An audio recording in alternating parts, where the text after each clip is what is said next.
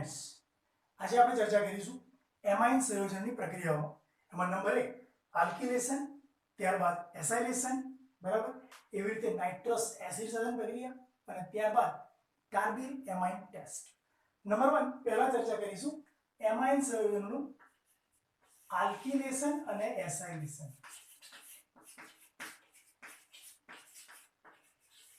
આલ્કિલેશન અને second acylation. First of all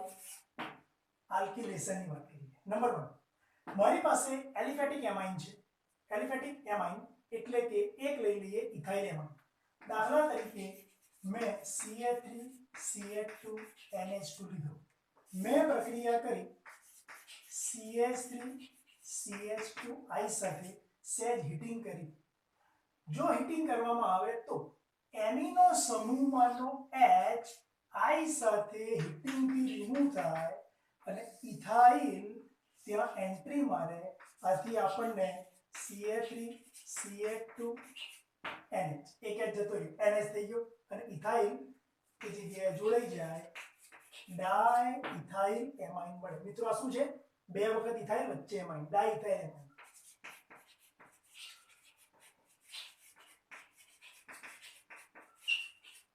આ પ્રક્રિયામાં વધુ પ્રમાણમાં જો ઇથાઇલ આયોડાઇડ ઉમેરવામાં આવે તો હજુ પણ એમિનો સમૂહમાંના નાઇટ્રોજન સાથેનો હાઇડ્રોજન I સાથે રિમૂવ થાય અને ઇથાઇલ અંદર અટેક કરે. બોલો શું મળે? CH3 CH2N CH2 CH3 અને ઉપરથી ઇથાઇલ જોઈન્ટ થાય એટલે આપણને મળશે CH2 CH. મિત્રો આને શું કહેવાય? ટ્રાય વખત ઇથાઇલ, ટ્રાય ઇથાઇલ એમાઇન.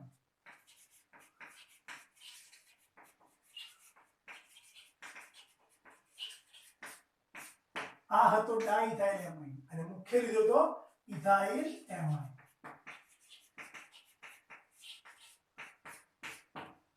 જો વધુ પ્રમાણમાં હજુ પણ ઇથાઇલ આયોડાઇડ લેવામાં આવે CH3 CH2I તો ચતુર્થક એમોનિયમ આયોડાઇડ ક્ષાર પ્રાપ્ત થાય. મિત્રો અહીંયા H નથી. જો હોત તો H જોડાય રિમૂવ થાય, પણ અહીંયા H ઉપલબ્ધ નથી તો H જવાનો નહીં. તો પછી આ ઇથાઇલ એ નાઇટ્રોજન સાથે બોન્ડિંગ કરે, જેમાં નાઇટ્રોજન ઉપરનું અબનકારક ઇલેક્ટ્રોન ઇથાઇલ સાથે બરાબર સવર્ગ સહસંયોજક બનતી જોડાશે. તો મિત્રો આપણને મળશે આ ટાઈપનું structure CH3 CH2N CH2 CH3. ઉપર હતો CH2 CH અને નીચે આ N જોડે ઇથાઇલ લાગશે CH2 CH3 બરાબર. અને આ આખાની બર આયોડાઇડ જેમાં નાઇટ્રોજન પર પ્લસ ચાર્જ લાગે અને આયોડિન પર માઇનસ, આને કહેવાય ચતુર્થક એમોનિયમ આયોડાઇડ ક્ષાર. હું લખીશ અહીંયા ચતુર્થક એમોનિયમ આયોડાઇડ ક્ષાર. તો મિત્રો એક શબ્દમાં એક લાઈનમાં લખી શકીએ કે ઇથાઇલ એમાઇનને ઇથાઇલ આયોડાઇડ સાથે ગરમ કરવામાં આવે તો સૌપ્રથમ ડાઇથાઇલ એમાઇન બને. ત્યારબાદ વધુ પ્રમાણમાં જો પ્રક્રિયા થાય તો ટ્રાઇથાઇલ એમાઇન બને અને જો વધુ પ્રમાણમાં પ્રક્રિયા થાય તો ટેટ્રા ઇથાઇલ એમોનિયમ આયોડાઇડ ક્ષાર, ચતુર્થક એમોનિયમ ક્ષાર પ્રાપ્ત થાય છે. આ પ્રક્રિયામાં એમિનો સમૂહના H નું એમિનો સમૂહ એટલે કે NH2 સમૂહના H નું વિસ્થાપન આલ્કિલ વડે થતું હોવાને લીધે તેને આલ્કાઇલેશન અથવા તો આલ્કિલેશન પ્રક્રિયા કહેવાય. આને કહેવાય ઇથાઇલ એમાઇન નું આલ્કિલેશન. મિત્રો સેમ એવી જ રીતે આપણે જો એરોમેટિક એમાઇન લઈ લઈએ, ધારો કે એરોમેટિક એમાઇન તરીકે હું લઉં છું હમણાં રિંગ ઉપર NH2 જેને કહેવાય બેન્ઝીન એમાઇન અથવા તો એનિલીન. રૂટીન નામ છે એનું એનિલીન. જો હું મિથાઇલ આયોડાઇડ સાથે હીટિંગ કરું તો અહીંનો H I સાથે રિમૂવ થાય અને મિથાઇલ અંદર એન્ટ્રી મારે એટલે તમને રિંગ ઉપર જે n હતો એની બાજુમાં મિથાઇલ મળે અને કહેવાય n ઉપર મિથાઇલ n મિથાઇલ બેન્ઝીનેમાઇન. હજુ વધારે પ્રમાણમાં જો પ્રક્રિયા કરવામાં આવે CH3I વધુ લેવામાં આવે અને હીટિંગ કરવામાં આવે બરાબર તો હજુ પણ એમિનોનો H પેલા I સાથે રિમૂવ થાય અને મિથાઇલ અંદર અટેક કરે એટલે તમને મળે રિંગ ઉપર n અને બંને તરફ મિથાઇલ જેને કહેવાય n ડાયમિથાઇલ એનિલિન નામ પછી લખીએ છીએ. અને જો વધુ પ્રમાણમાં હજુ પ્રક્રિયા કરવામાં આવે તો નાઇટ્રોજન મિથાઇલ સાથે એક ચોથો બંધ બનાવશે જેથી ક્ષાર પ્રાપ્ત થશે એટલે તમને રિંગ ઉપર CH3 3 વખત મળે બરાબર અને I સોલ્ટ સ્વરૂપે પ્રાપ્ત. તો મિત્રો અહીંયા તમે શું કર્યું અહીંયા એનિલિનને મિથાઇલ આયોડાઇડ સાથે ગરમ કરતા n ઉપર મિથાઇલ એનિલિન મળે છે n મિથાઇલ એનિલિન મળે n મિથાઇલ એનિલિન મળી ગયા બાદ જો વધુ પ્રમાણમાં મિથાઇલ આયોડાઇડ લેવામાં આવે તો n બે જગ્યાએ n ડાયમિથાઇલ એનિલિન મળે છે n ડાયમિથાઇલ એનિલિન મળે છે અને જો વધુ પ્રમાણમાં પ્રક્રિયા થાય તો ચતુર્થક એમોનિયમ આયોડાઇડ ક્ષાર પ્રાપ્ત થાય 4 ડિગ્રી એમોનિયમ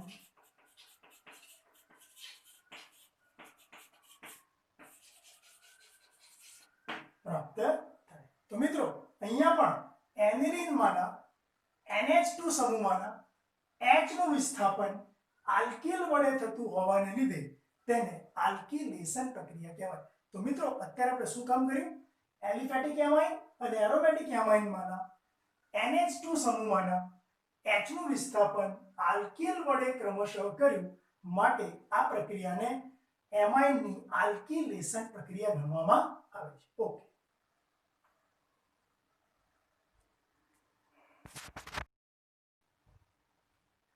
મિત્રો એસાઇલેશનની વાત કરીએ. એસાઇલેશનમાં આપણે એસાઇલ સમૂહ દાખલ કરવો છે બરાબર એમાં એલિફેટિક એમાઇન લઈશું અને એરોમેટિક એમાઇન લઈશું. જોઈએ એસાઇલેશન.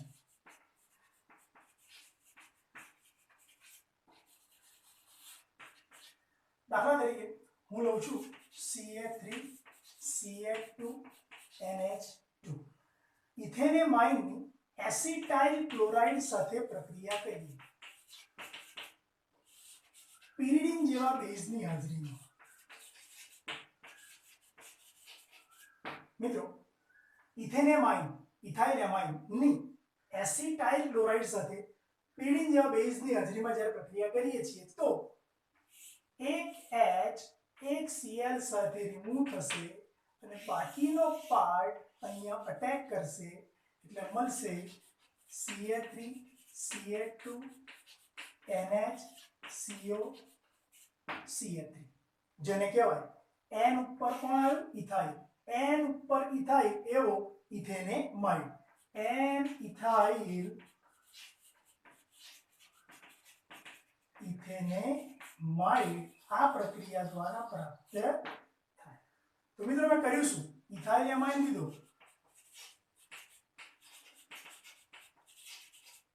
ઇથાઇલેમાઇનની એસિટાઇલ ક્લોરાઇડ અથવા ઇથેનોઇલ ક્લોરાઇડ બંને ચાલે. એસિટાઇલ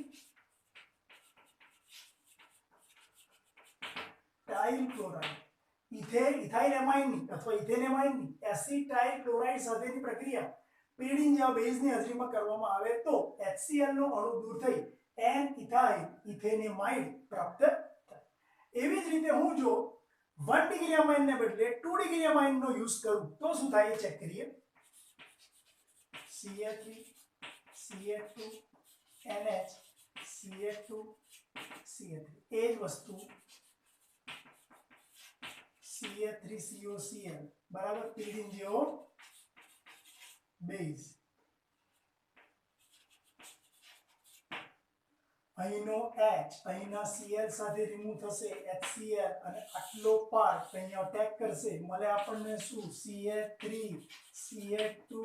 N જોડે CH2 CH3 અને અહીંયા COCH3 જેને કહેવાય N ઉપર બે વખત ઇથાઇલ NN ડાઇથાઇલ આખો ઇથેનેમાઇડ NN ડાઇથાઇલ ઇથેનેમાઇડ મિત્રો આ પ્રક્રિયા દ્વારા આપણને મળે છે આપણે લીધું તો શું બે વખત ઇથાઇલ એમાઇડ ડાઇથાઇલ એમાઇડ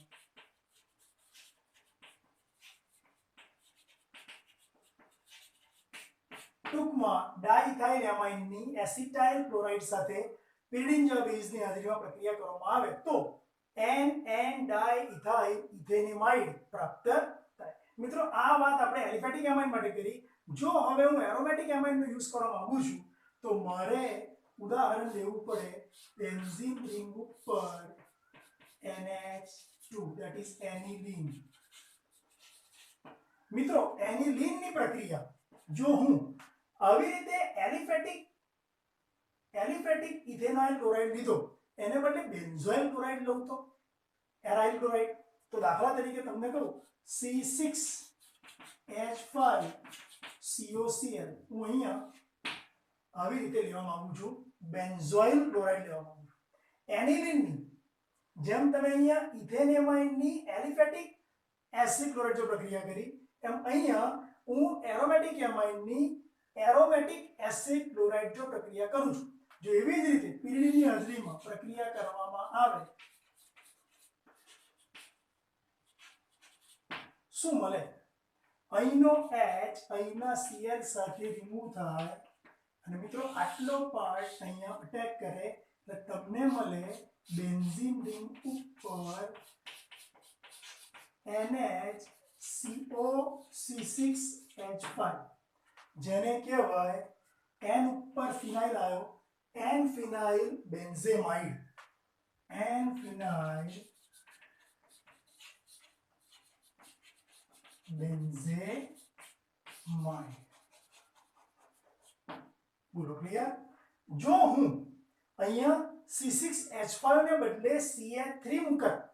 તો જવાબ શું મળે તો અહીંયા તમને C6H5 ની જગ્યાએ CH3 મળે તો એ વખતે તમારું સ્ટ્રક્ચર આવું બને રિંગ ઉપર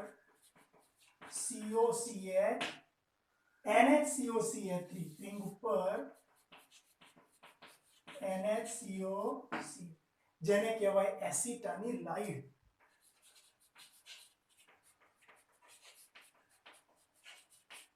મિત્રો આ ક્યારે શક્ય બને જ્યારે તમે બેન્ઝોઇલ ક્લોરાઇડ ને બદલે ઇથેનોઇલ ક્લોરાઇડ યુઝ કરો જો એનિલીનની એસિટાઇલ ક્લોરાઇડ સાથે પ્રક્રિયા કરવામાં આવે તો એસિટાનિલાઇડ પ્રાપ્ત થાય તો મિત્રો અહીં કર્યું શું એલિફેટિક અથવા એરોમેટિક એમાઇનમાંના NH2 સમૂહમાંના H નું વિસ્થાપન એસાઇલ સમૂહ વડે થાય તો તે પ્રક્રિયાને એસાઇલેશન પ્રક્રિયા તરીકે ઓળખવામાં આવે છે એ પછી એલિફેટિક હોય કે એરોમેટિક હોય ઓકે યસ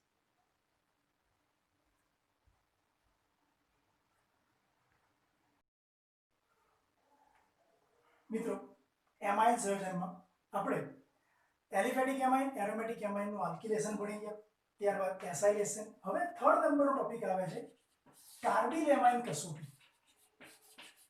કાર્બિલ અને ફોર્થ નંબરનો ટોપિક આવશે નાઇટ્રસ એસિડ સાથેની પ્રક્રિયા HNO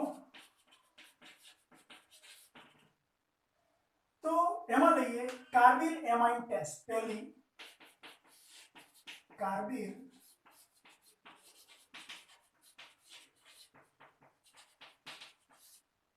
મિત્રો કાર્બિલ એમાઇન ટેસ્ટ છે શું જો તમને એલિફેટિક એમાઇન અને એરોમેટિક એમાઇન આપ્યા હોય તો પ્રાથમિક આ કસોટી આપશે દ્વિતીયક અને તૃતીયક એમાઇન કાર્બિલ એમાઇન ટેસ્ટ ના આપે હવે સમજાવે શું છે દાખલા તરીકે મેં ઇથેન એમાઇન લીધું CH3 NH2 मैं प्रक्रिया करी अल्कोहोलिक KOH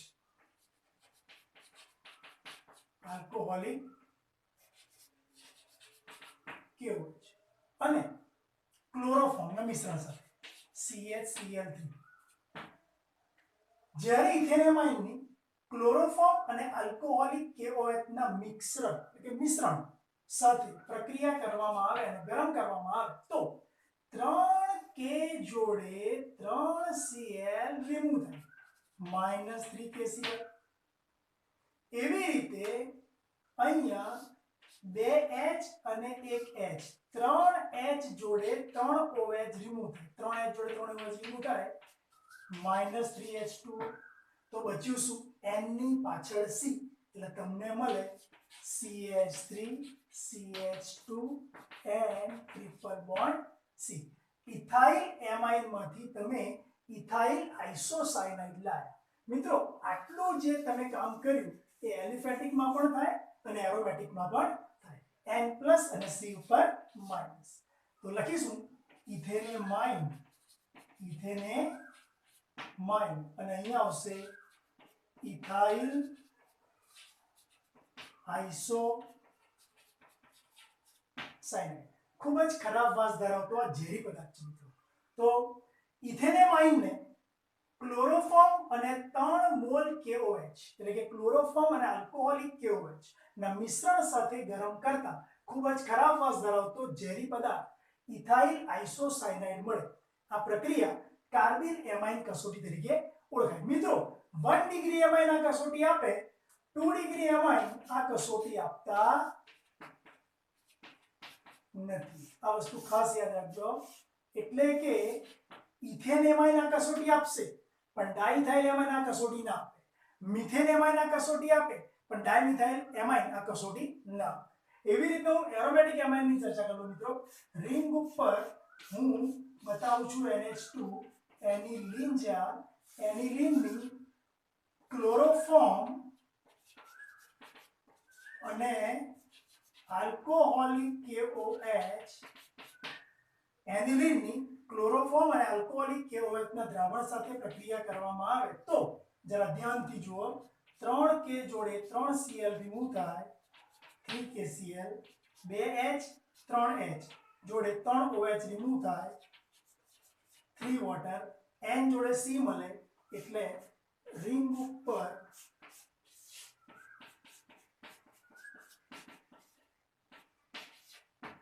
NC આને કહેવાય ફિનાઇલ આઇસોસાયનાઇડ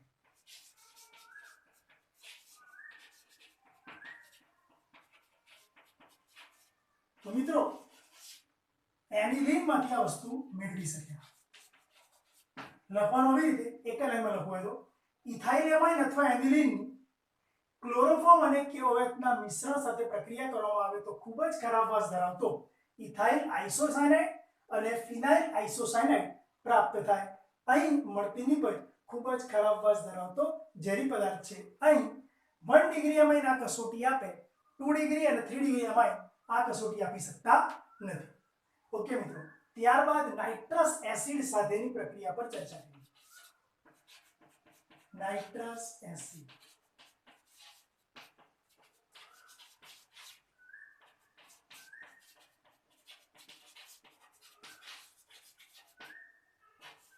મિત્રો નાઇટ્રસ એસિડ બને છે શામાંથી NaNO2 અને HCl માંથી તો આપણે એક કામ કરીએ છીએ aliphatic amine CH3 CH2 NH2 એની નાઇટ્રસ એસિડ સાથે પ્રક્રિયા કરતી વખતે વાસ્તવમાં પદાર્થ જેમાંથી બને મૂકી દઈએ NaNO2 + 2HCl ઇથેનેમાઇન ની સોડિયમ નાઇટ્રાઇટ અને હાઇડ્રોક્લોરિક એસિડના મિશ્રણ સાથે પ્રક્રિયા કરવામાં આવે તો ચલો મને કહો અહીંનો Na અહીંનો Cl NaCl એવી રીતે અહીંના 2H અહીંના 2H 4H 2O લઈ જતા રહે 2H2O તો બચ્યું શું N બચ્યો અહીંનો N બચ્યો અને એક Cl બચ્યો એને કહેવાય N2Cl તો પદાર્થ બન્યો CH3 CH2 N2Cl જે N2 ઉપર +4 Cl ઉપર -4 ઇથાઇલ એમાઇનની સોડિયમ નાઇટ્રેટ અને હાઇડ્રોક્લોરિક એસિડના મિશ્રણ સાથે પ્રક્રિયા કરવામાં આવે તો ethyl diazonium chloride EDC ethyl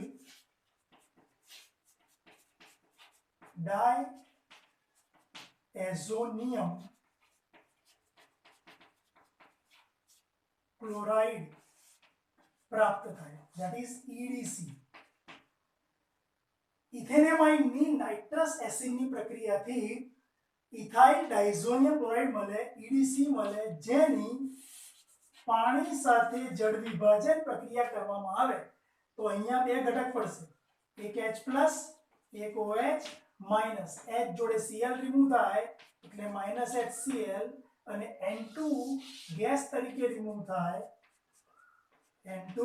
બહાર નીકળી જાય તો ઇથાઇલની બાજુથી N2 નીકળી ગયો H જોડે OH નીકળી ગયો OH બાકી રહ્યો એ OH અહીં અટેક કરે એટલે આપણને મળે Ca3 CH2OH મિત્રો શું મળ્યો આ ઇથેનોલ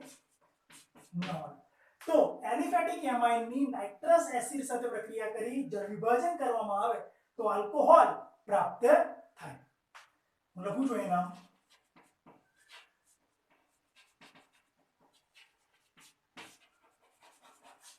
એવી રીતે એનિલિન લેવામાં આવે જો એનિલિનની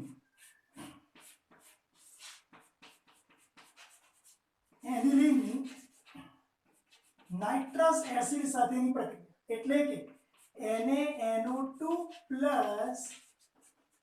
2HCl સાથેની આ પ્રક્રિયા 273 થી 278 કેલ્વિનના ગાળામાં કરીએ તો લખવાનું આવી રીતે એનિલિનને HCl માં ઓગાળીને સોડિયમ નાઇટ્રાઇટનું દ્રવણ ધીમે ધીમે 273 થી 278 કેલ્વિન તાપમાન જાળવીને ઉમેરવામાં આવે આ ઉમેરવાનું ખરું પણ ટેમ્પરેચર આથી વધુ ના જોઈએ તો મિત્રો એનિલિનને HCl માં ઓગાળી સોડિયમ નાઇટ્રાઇટનું દ્રવણ ઉમેરી 273 થી 278 કેલ્વિન તાપમાનનો ગાળો જાળવી રાખવામાં આવે તો EDC ને બદલે BDC બેન્ઝીન ડાયઝોનિયમ ક્લોરાઇડ પ્રાપ્ત થાય જેમ તમે અહીંયા ઇથાઇલ ડાયઝોનિયમ ક્લોરાઇડ લાયા હતા એમ અહીંયા બેન્ઝીન ડાયઝોનિયમ ક્લોરાઇડ કેવી રીતે સમજાવું પહેલો Na જોડે Cl રિમૂવ થાય NaCl ત્યારબાદ અહીંના બે H 4H ભેગા મળીને ઓક્સિજન સાથે 2H2O રિમૂવ કરે હવે રહ્યું શું N બચ્યો અને એક Cl બચ્યો NCl that is N2Cl અને કહેવાય EDC ને બદલે BDC બેન્ઝીન ડાયઝોનિયમ ક્લોરાઇડ મિત્રો બેન્ઝીન ડાયઝોનિયમ ક્લોરાઇડ ખૂબ જ અસ્થાયી છે તેનું અન્ય નિપજોમાં રૂપાંતર કરી દેવામાં આવે છે તો મિત્રો યાદ રાખજો ઇથાઇલ એમાઇન નાઇટ્રસ એસિડ સાથે પ્રક્રિયા પામીને આલ્કોહોલ આપે જ્યારે એનિલિન નાઇટ્રસ એસિડ સાથે પ્રક્રિયા પામીને BDC આપે આ પ્રક્રિયામાં ટેમ્પરેચર 0 થી 5 ડિગ્રી સેલ્સિયસ જાળવી રાખવું પડે છે આ પ્રક્રિયાને ડાયએઝોટાઇઝેશન તરીકે ઓળખવામાં આવે છે ઓકે મિત્રો અહીંયા આપણે કાર્બિલ એમાઇન ટેસ્ટ નાઇટ્રસ એસિડ આમ કહેવા જઈએ તો એમાઇન સંયોજનની આપણે ચાર પ્રક્રિયા કરી એક આલ્કિલેશન એસાઇલેશન કાર્બિલ એમાઇન કસોટી અને ચોથી નાઇટ્રસ એસિડ સાથેની